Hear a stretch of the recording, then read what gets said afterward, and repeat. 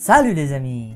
Si je reste, un film réalisé par R.J. Cutler qui s'initie sa première réalisation de long métrage fiction, donc c'est bien, il franchit un cap cinématographique pour sa carrière, donc c'est du tout bon, c'est du tout bon.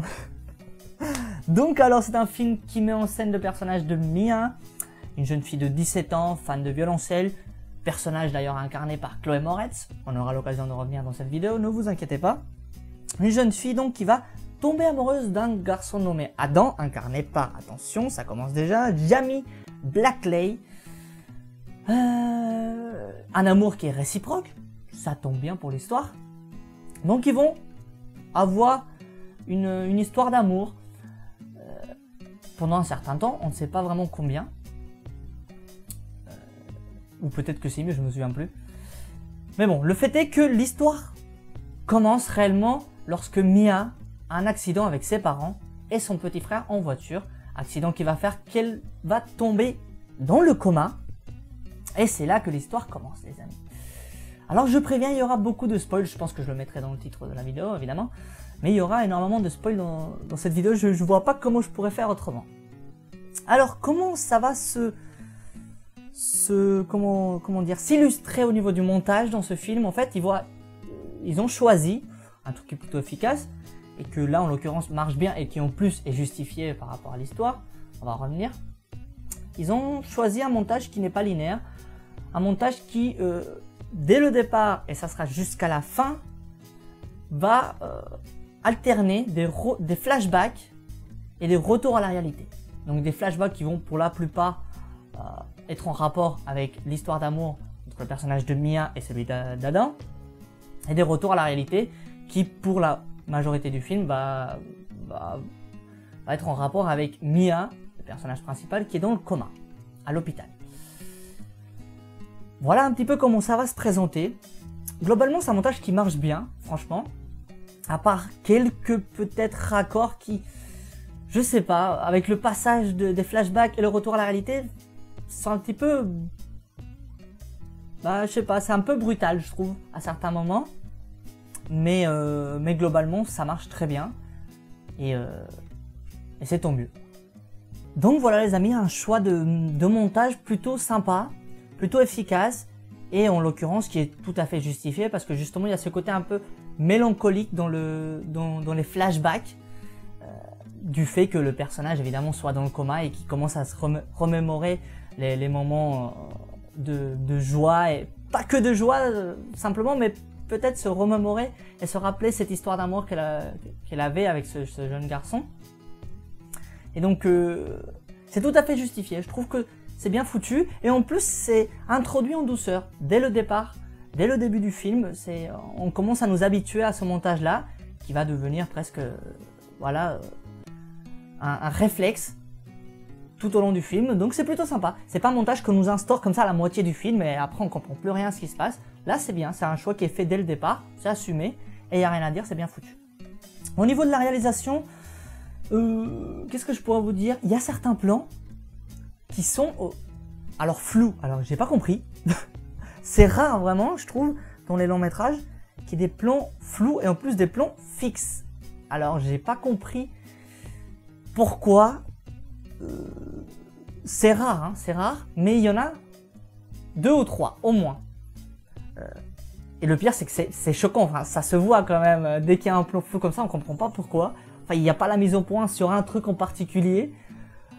On comprend pas pourquoi c'est fait comme ça, alors bon, c'est... Alors, il y a 2 options, soit c'est une erreur du réalisateur, il s'est pas rendu compte, soit c'est un choix pendant le montage du film, parce qu'ils avaient tourné 100 fois cette scène-là, et que en fin de compte, ils se sont rendus compte que la meilleure prise était celle qui était floue. Donc ils ont dit, bon bah, tant qu'à faire, on prend celle-là quand même, elle est floue, mais elle est quand même la meilleure.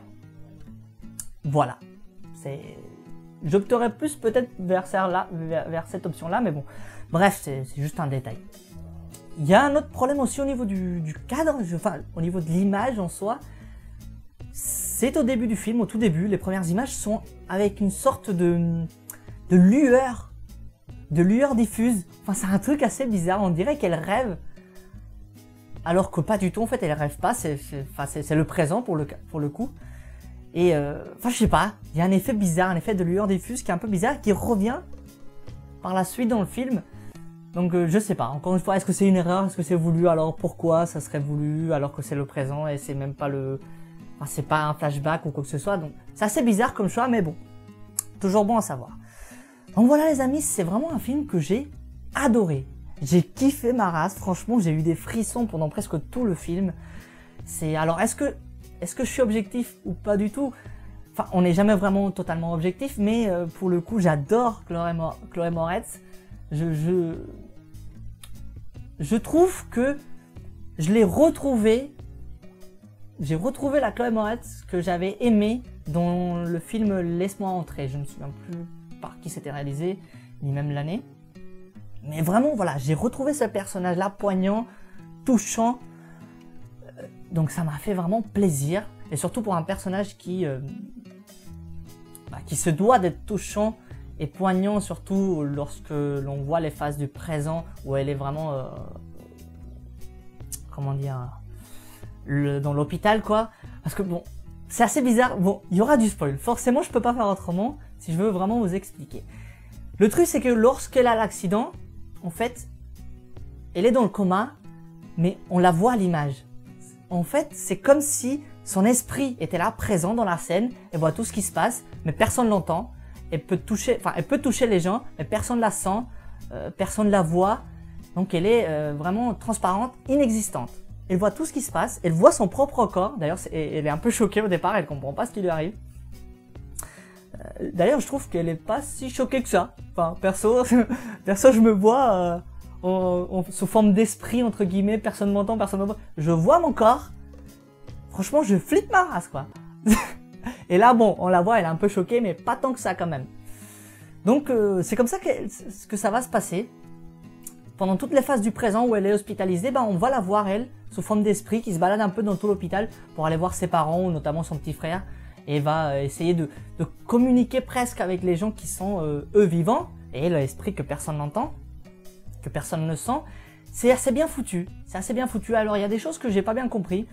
Alors, enfin, si elle est un esprit, normalement, elle peut traverser tout ce qu'elle veut, elle peut traverser les murs, et pas du tout ce qu'elle veut, quoi. Et alors, dans ce film, pas du tout. Ils ont fait le choix de la rendre certes invisible, personne l'entend et personne la sent, mais en même temps, elle reste presque humaine, quoi. Je pense qu'ils ont fait ce choix-là pour qu'elle soit, néanmoins, malgré que ça soit un esprit, elle reste humaine, elle arrive à nous transmettre des choses. Et ça, c'est pas mal du tout. Du coup, elle peut pas ouvrir une porte, par exemple. Il faut qu'elle attende que quelqu'un vienne et ouvre la porte par hasard pour qu'elle puisse rentrer. Et du coup, ça rend le personnage touchant, beaucoup plus proche de nous, beaucoup plus humain qu'il ne l'est en réalité, puisque c'est tout simplement un esprit, quoi. Donc c'est sympa, c'est bien trouvé, j'ai bien aimé. Au début, j'étais un petit peu choqué, je me suis dit c'est un esprit ou pas la meuf, quoi. J'ai pas bien compris. Et puis on s'habitue, on commence à comprendre un peu le choix de mise en scène et les choix de réalisation, tout simplement. Et c'est pas mal du tout, j'ai bien apprécié. Donc, franchement, j'ai adoré ce film. J'adore les histoires d'amour, donc voilà, pour le coup, c'est une véritable histoire d'amour avec un peu des hauts, des bas. C'est pas mal, c'est bien joué entre les deux personnages. Alors l'acteur qui incarne Adam, je vous l'ai dit tout à l'heure, mais vous voyez, j'ai déjà oublié, c'est Jamie Blackley, qui joue un peu un rocker, tout l'opposé de Mia. Et Mia d'ailleurs est tout l'opposé de ses parents en termes de choix musical. Ses parents sont des anciens rockers. Donc je trouve qu'il y a un truc qui fonctionne dans ce duo, c'est pas mal du tout. J'aime beaucoup, voilà. Alors, qu'est-ce que je pourrais vous dire de plus? La fin. Et là, il y aura du gros spoil. La fin, alors, j'ai pas compris le choix de cette fin. Pourtant, j'adore les happy end, donc je devrais être content. Gros spoil, évidemment, elle va s'en sortir. À la fin, elle va se réveiller un peu à la Avatar, quoi. Elle ouvre les yeux, ouah. Et là, il y a son amoureux qui lui dit Mia, un peu, sur un plan un peu flou et qui bouge. Et hop, écran noir, générique de fin. Pourquoi pas? Moi, personnellement, alors c'est assez paradoxal, comme je vous le dis, parce que j'adore les happy end. Pour le coup, j'aurais peut-être mis la fin où elle meurt. Alors pourquoi? Alors déjà pourquoi la fin où elle vit, à mon sens, ne marche pas? Parce que on n'a pas suffisamment de tension, de suspense sur le fait de est-ce qu'elle va choisir de partir, et là encore gros spoil, avec ses parents et son petit frère qui en fin de compte vont mourir au fur et à mesure dans le film évidemment, ou est-ce qu'elle va faire le choix de rester en vie, de se battre pour les gens qu'il aime et pour ses amis, pour son petit ami qui sont eux encore en vie, quoi. Il n'y a pas suffisamment d'enjeux pour qu'on se dise est-ce qu'elle va vraiment choisir de rester en vie, quoi. Ça marche pas. Parce que pour moi, à aucun moment je me suis dit elle va choisir de crever. Elle va choisir de crever, les gars. Et ben non, pas du tout. Pour moi, durant tout le film, il n'y avait aucun doute, elle allait s'en sortir, quoi. Bon. Le seul truc qui m'a étonné pour le coup, c'est la mort de son petit frère. Là, il y avait une réelle tension, je crois qu'il y avait vraiment un truc. À un moment, on s'était dit, voilà, lui, pour le coup, il est sauvé, waouh, on est soulagé. Et puis d'un coup, hop, on nous annonce qu'il est mort. Ah bah merde alors. Là, vraiment, on a ressenti quelque chose, quoi. Il y avait une émotion. Il y avait quelque chose qui s'était passé, pour le coup, ça fonctionnait, la mort du petit frère. Et là, pour elle, ça ne marche pas. Je pense que si on l'avait fait mourir, pour le coup, il y aurait eu double sentiment. Le premier sentiment, c'est justement l'effet de surprise, parce que pour le coup, on s'attend pas du tout à qu'elle meure, et on l'a fait mourir. Là, on s'aurait dit, ah ouais, elle est morte, quoi. Je m'attendais pas du tout, donc il y aurait eu le petit effet de surprise de la mort du personnage principal. De 1. Et de 2, ça aurait mieux marché dans le sens où, comment dire, il y aurait eu beaucoup plus d'émotion. On aurait eu beaucoup plus d'empathie pour elle. On aurait eu beaucoup plus simplement de chagrin peut-être pour les personnages qui sont en vie, pour son petit ami, pour tous ses amis, pour tout le reste de sa famille, entre guillemets. On aurait eu beaucoup plus de sensations, quoi.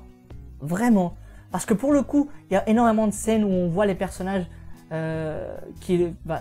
son entourage qui vient au fur et à mesure à l'hôpital, près de son lit, son grand-père qui vient lui parler, qui lui dit voilà qu'il l'aime et que même si elle fait le choix de partir, bah, il sera toujours content pour elle et fier d'elle, quoi. Vous voyez, on aurait eu beaucoup plus d'empathie pour tous ces personnages-là et du coup, la fin aurait mieux marché. Voilà. S'ils avaient fait le choix de la faire mourir, ça aurait été vraiment du tout bon pour le film. Bon, ça n'a pas été le cas. C'est un peu dommage, mais ça marche quand même un petit peu. D'ailleurs, toute la salle a rigolé quand même quand la fin est arrivée. La preuve que ça n'a pas vraiment marché, quoi. Vous voyez ce que je veux dire? Donc bon, un petit peu mitigé sur la fin. Malgré tout, c'est un très bon film que je vous invite à aller le voir si vous aimez Chloé Moretz, si vous aimez l'histoire d'amour. C'est un film sympa, vraiment, qui nous fait ressentir des choses, qui nous donne le frisson, donc qui nous fait passer un très bon moment. Voilà les amis, j'espère que cette vidéo vous aura plu. Moi je vous dis salut et à une prochaine vidéo.